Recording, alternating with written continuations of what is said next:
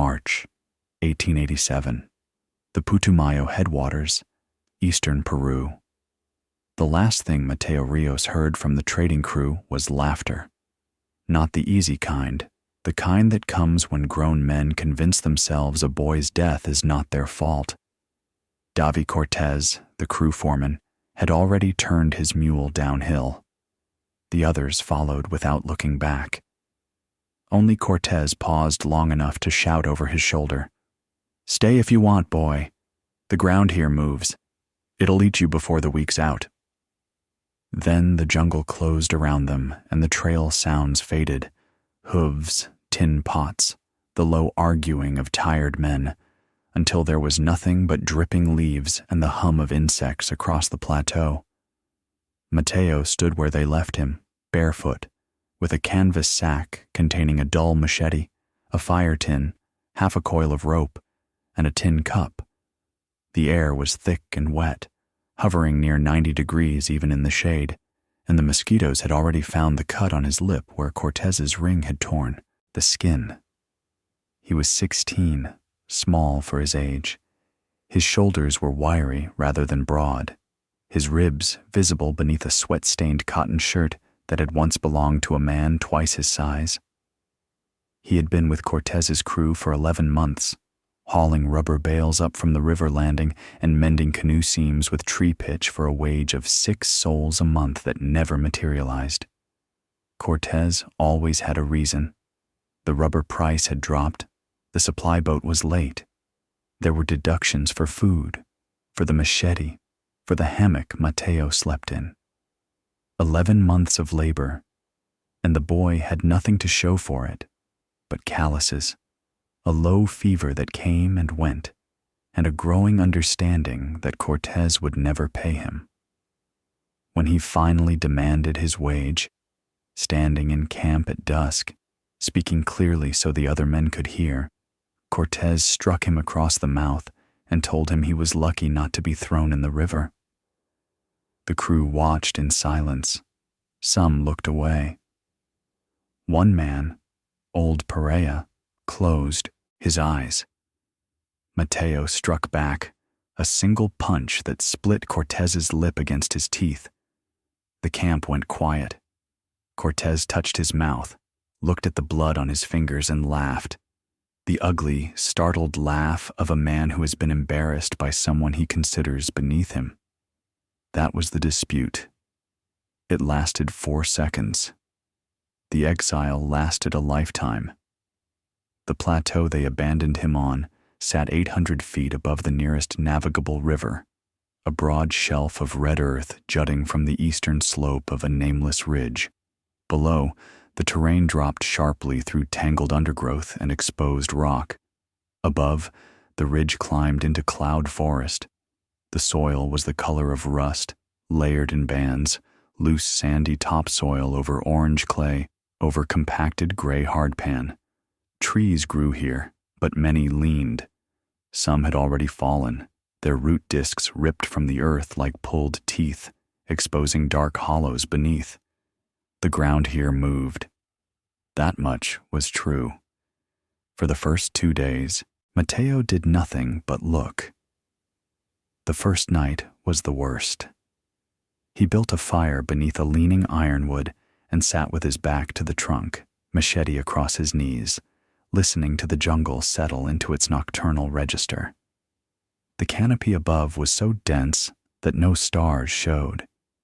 Somewhere below the plateau, a jaguar coughed, a low, guttural bark that carried through the wet air like a drum note. Insects whined. A branch cracked in the darkness, and he flinched, gripping the machete until his knuckles ached. The loneliness was not gradual.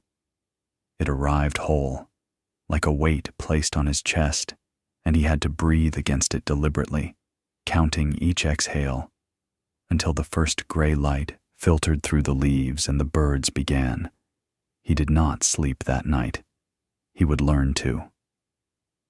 On the second day, he walked the length of the plateau from east to west, roughly 400 yards, and noted everything. Hairline cracks ran through the topsoil in branching patterns, some fresh, some filled with leaf litter.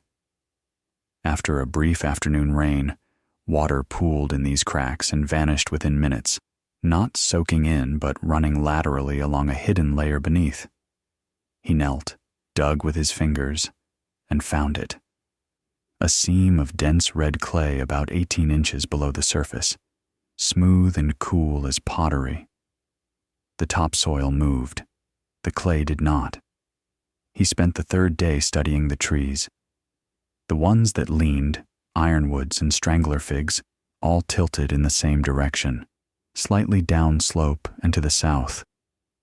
Their roots gripped the topsoil but could not anchor into the clay beneath. They were passengers on a slow, sliding skin.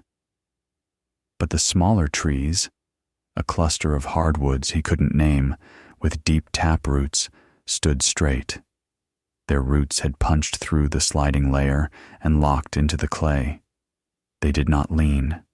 They did not move. On the fourth night, lying beneath a crude lean-to of palm fronds, Matteo made his decision. He would not build on the surface. The surface was a traitor. He would build into the clay itself. The idea was not bravery. It was geometry. He chose a spot on the western face of a compacted clay ridge, where the slope was steep enough to shed water, but not so steep that the clay itself fractured. The ridge had been exposed by an old landslide, perhaps years ago, and the clay face was hard, dry, and pale gray where the sun reached it. He tested it with the flat of his machete. It rang, faintly, like striking a ceramic bowl. He began to dig. The work was brutal and slow. Clay, when dry, resisted the machete like stone. When damp, it clung to the blade and had to be scraped free after every stroke. Matteo learned to time his digging.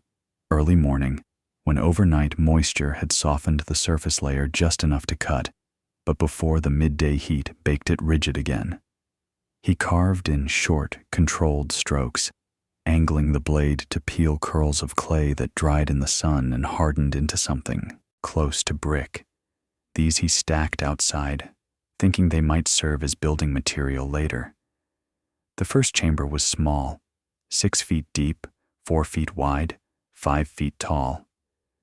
Barely enough room to lie down and sit up. The entrance was narrow, angled slightly upward from the outside so that water would not flow in, and braced with 2 timber beams cut from a fallen ironwood. Cutting those beams took an entire day. The ironwood was dense and heavy, nearly 70 pounds per cubic foot, and the dull machete bounced off its grain more often than it bit. He learned to score a groove first, then split along it by driving stone wedges with a log mallet. He wedged smaller stones between the beams and the clay walls, creating a compression fit that tightened under load rather than loosening.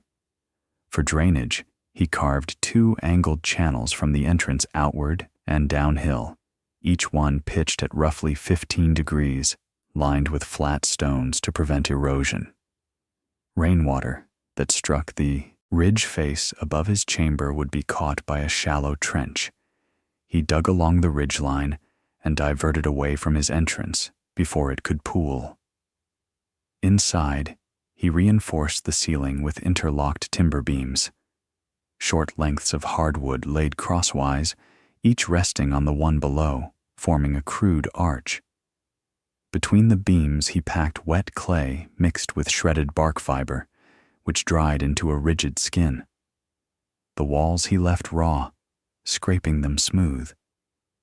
He built a narrow vertical shaft at the rear of the chamber, barely wide enough for his shoulders, angling upward through 4 feet of clay to emerge behind a tangle of roots on the ridge above.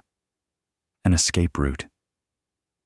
He covered the top with a lattice of sticks and leaves, invisible from above. To monitor the earth's movement, he suspended 3 stones from the ceiling on lengths of vine.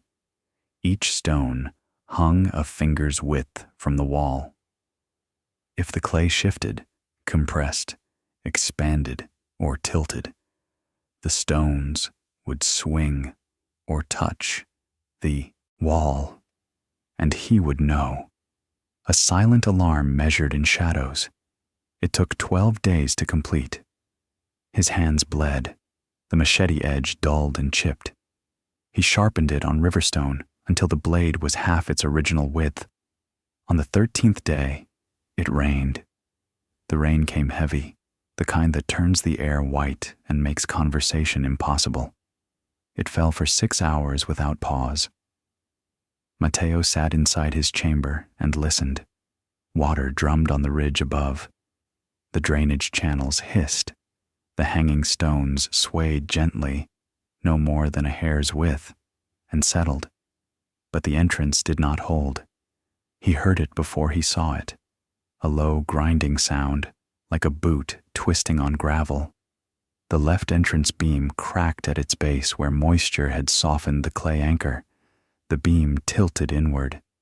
Clay crumbled from the ceiling above the doorway, falling in chunks the size of his fist. In 3 seconds, the entrance was half blocked. Matteo did not freeze.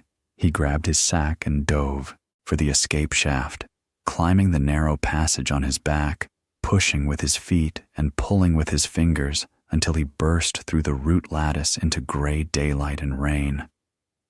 Behind him, the entrance collapsed entirely. A tongue of mud slid across where he had been sitting moments before. He stood on the ridge in the downpour, chest heaving, covered in clay, and stared at the ruin of 12 days' work. Then he sat down in the rain and began to think. The failure was specific. The entrance beams had been anchored in clay that was exposed to outside moisture. Rain had softened the contact point. The beams were strong, but their foundation was not. The chamber itself, deeper in the ridge away from the surface, was intact. The ceiling had not cracked. The hanging stones had not fallen. The structure was sound. The doorway was the weakness. He spent the next 9 days rebuilding. This time, the entrance beams were doubled, 2 beams side by side, each braced with stone wedges driven into the clay at different depths. He carved a recessed shelf into the clay above the doorway and laid a heavy capstone across it, distributing the load across a wider area. The entrance itself he extended outward by 3 feet, creating a short tunnel with its own drainage slope so that water never reached the inner beams. He also widened the chamber to 8 feet across, added a sleeping shelf carved into the wall, and built a small ventilation channel, a finger-wide bore angling upward through the clay that allowed air to circulate without admitting rain. Food was scarce. He found a grove of wild breadfruit 200 yards downslope and harvested what he could carry. He trapped small birds with vine snares and roasted them over a fire built outside, carrying the cooked meat into the chamber. He boiled river water in his tin cup, using heated stones dropped into the liquid. It was not enough. His ribs began to show. His second machete, the only one, snapped at the tang while prying a stone. He bound the blade to a stick with vine and used it as a chisel. Tools broke. He made new ones. The work did not stop. By the end of the 4th week, the redesigned chamber was finished. It sat like a fist inside the clay ridge, compact, braced, ventilated, and drained. The hanging stones were still. The walls were dry. At night, with a small oil lamp made from animal fat and a twisted bark wick, the chamber glowed warm and amber, and the air was cool and steady, drawn through the ventilation bore like breath through a sleeping mouth. He began to understand the ridge. Clay, he learned, was not rigid. It was plastic. It moved but slowly, compressing under weight and expanding when wet. The trick was not to fight the movement, but to build in a way that allowed for it. His interlocked beams could shift slightly without losing their arch. The stone wedges redistributed pressure. The drainage kept the clay dry where it mattered. If the ridge moved an inch, his chamber moved with it, like a rib inside a breathing body. He kept a record. With a charred stick, he marked the chamber wall each evening, a simple line for each day, a cross for each rain, a circle when the hanging stones swayed. Over time, the marks revealed a pattern. The earth moved most after 3 or more consecutive days of rain. It moved least during dry spells of a week or longer. It moved always in the same direction, south and slightly downhill, following the tilt of the underlying bedrock. The plateau was not collapsing. It was creeping, and creeping could be predicted. On the 6th week, the tremors began. He felt them first through his feet while standing on the ridge at dawn, a faint vibration, barely stronger than a heartbeat, rising through the clay. The birds went silent. A troop of howler monkeys in the canopy below erupted into screaming, and then, abruptly, stopped. The air itself seemed to tighten. It had rained for 5 days without pause. The rivers below were brown and swollen. Matteo could hear them roaring even from 800 feet above. He checked his chamber. The hanging stones swayed in slow arcs, wider than he had ever seen. One brushed the wall with a soft click. He tightened the beam wedges, reinforced the entrance tunnel with 2 additional braces, and packed fresh clay around the capstone. Then he stored his fire tin, his rope, and his remaining food inside, sealed the ventilation bore with a clay plug to keep debris out, and waited. The landslide came at midday. It began with a sound like tearing canvas, a deep, wet ripping that seemed to come from everywhere at once. The southern edge of the plateau, where the topsoil was thickest and the clay layer dipped toward the valley, simply let go. An acre of trees, soil, and stone slid downhill in a wave, accelerating, crashing through the undergrowth with a roar that drowned out the rain. The earth shook beneath Matteo's feet. He watched from his entrance tunnel as a section of forest 200 yards away folded and vanished, leaving a raw brown scar that steamed in the warm rain. Trees that had stood for a century snapped like dry cane. Boulders the size of mule carts tumbled past, trailing plumes of red mud. A cloud of dust and mist rose from the slide path and rolled uphill, dimming the daylight to a yellow-brown haze. Then the ridge shook. Not the gentle tremor he had felt at dawn. This was a sharp, lateral jolt, as if the ridge had been struck from below by something enormous. Matteo stumbled, caught himself against the tunnel wall, and felt the clay vibrate against his palm. A deep, sustained hum, like a plucked string still resonating. He scrambled inside the chamber and pulled a timber brace across the entrance behind him. In the darkness, he heard the ridge groan. A low, sustained note, felt more than heard, resonating through the clay around him. Dust sifted from the ceiling. The hanging stones swung wildly. The oil lamp, burning low on its shelf, flickered. A beam cracked, the third beam from the entrance, on the left side. He heard it split, a sharp report like a pistol shot, and in the lamplight saw the fracture, a diagonal break running from the upper left to the lower right, the 2 halves grinding against each other as the clay above them shifted. If the load transferred to the adjacent beams and they held, the arch would survive.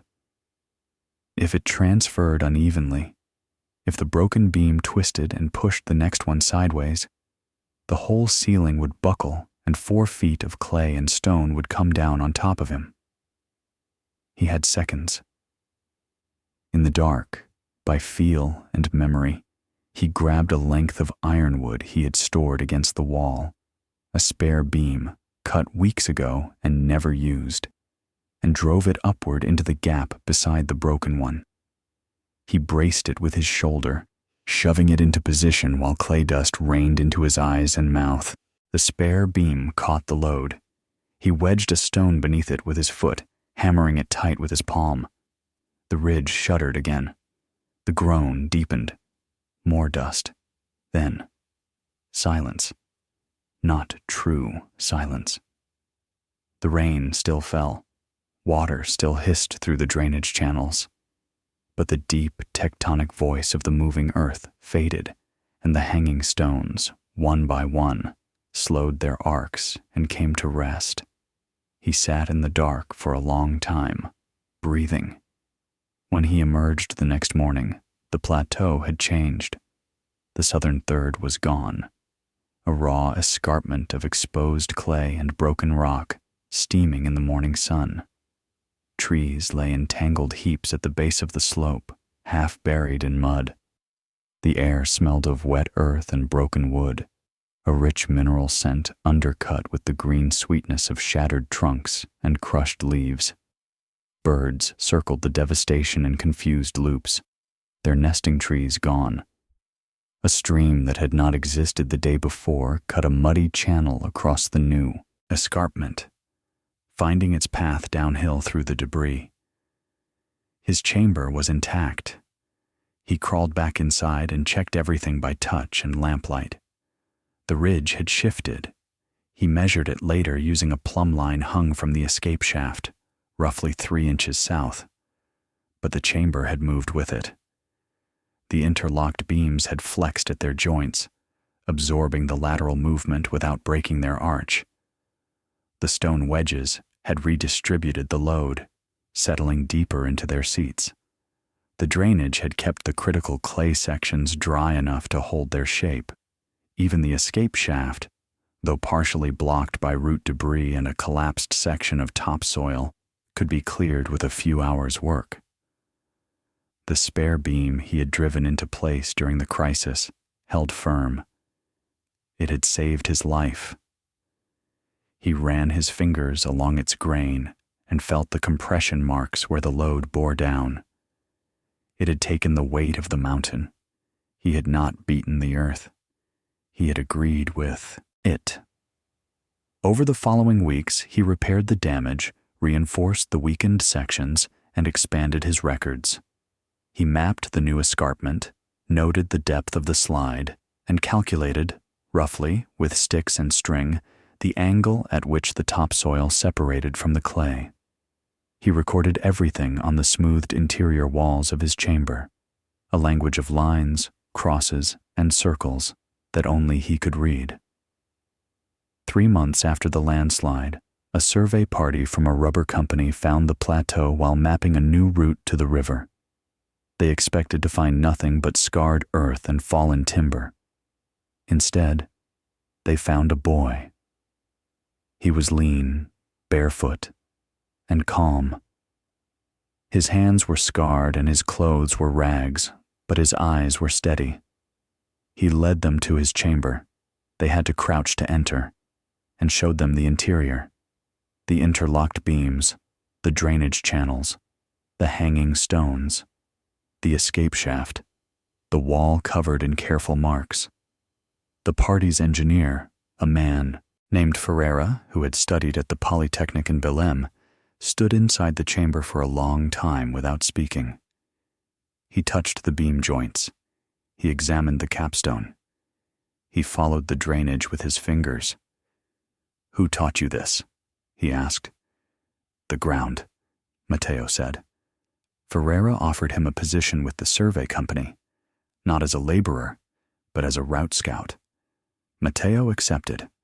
Over the next 2 years, he mapped safe passages through 3 unstable valleys, designed drainage systems for 2 river camps, and taught 6 men how to read clay. Word reached Cortés eventually that the boy he had abandoned was now employed at twice his own wage. Cortés said nothing. There was nothing to say.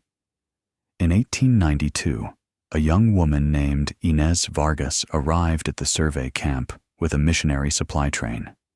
She was 15, the daughter of a schoolteacher from Iquitos who had died of fever, and she had been sent upriver to work as a record keeper for the mission. She was quiet, practical, and fluent in 3 languages. She kept meticulous notes. Matteo noticed her because she noticed things. She counted the birds at the river crossing each morning and kept a tally in the back of her ledger. She sketched the seed pods of trees she couldn't name, labeling each drawing with the date and location in handwriting, so precise it looked typeset. She asked the cook why he stored grain in hanging baskets rather than on the ground, and listened to the answer. Weevils climb from the soil, and hanging breaks their path. With the same focused attention Matteo gave to reading cracks in clay. They spoke first about drainage.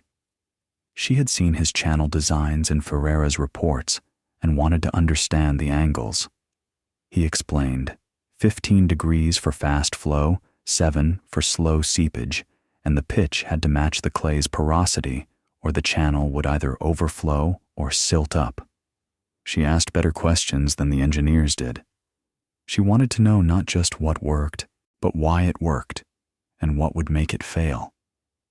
Their friendship grew the way his structures did, carefully, tested, reinforced over time.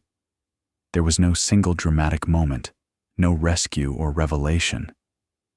It was built from small things, shared meals where conversation wandered from soil chemistry to childhood memories of Iquitos, long afternoons on survey trails where she mapped terrain while he read the slope, evenings by the camp lamp where she transcribed his observations into proper notation, while he watched her hands move across the page and felt something unfamiliar settle in his chest, not urgency, but certainty.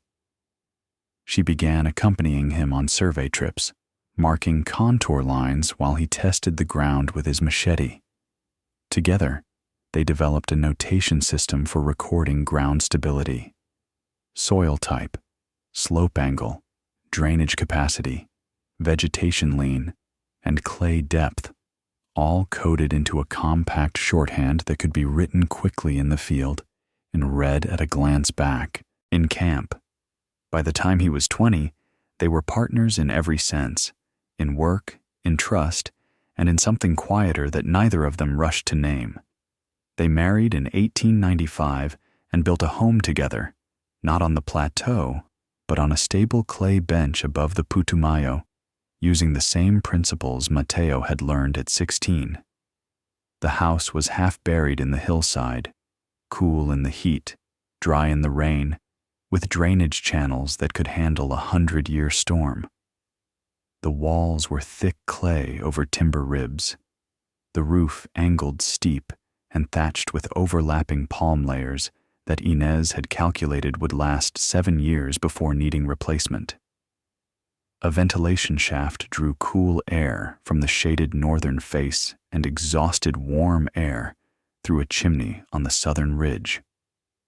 In the hottest months, when traders downstream sweltered at 100 degrees in their tin-roofed shacks, Matteo and Inez sat in a room that held steady at 78.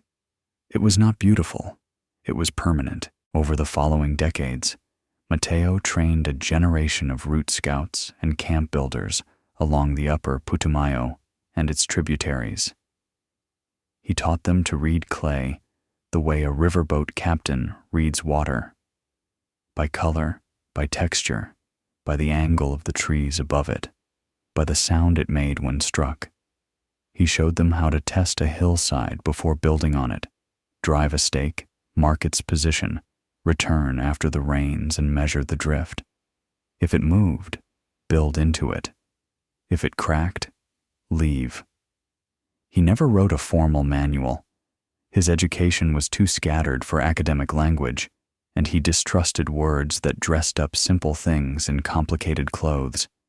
But Inez transcribed his methods into clear, illustrated guides that were copied and distributed along the river system.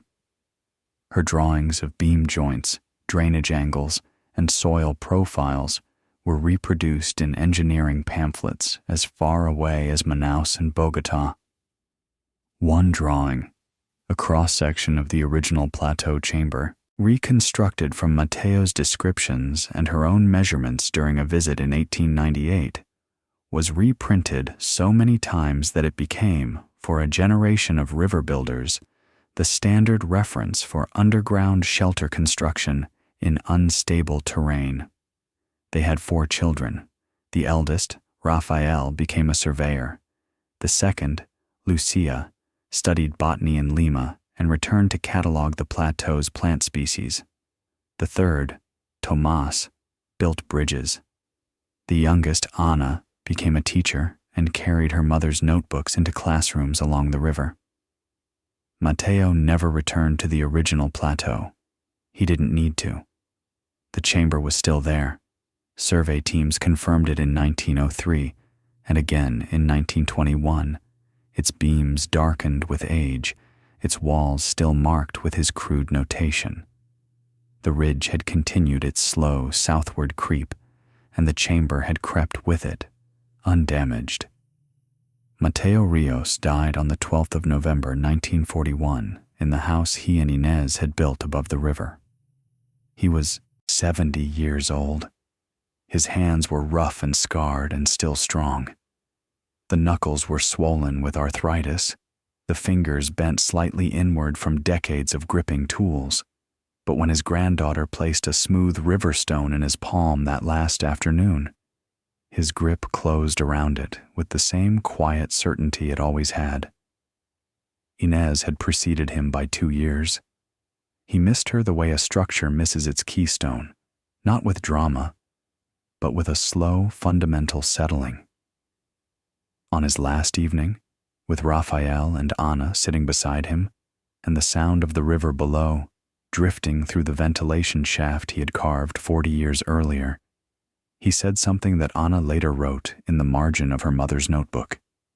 His voice was low and steady, the voice of a man who had spent his life saying only what he meant.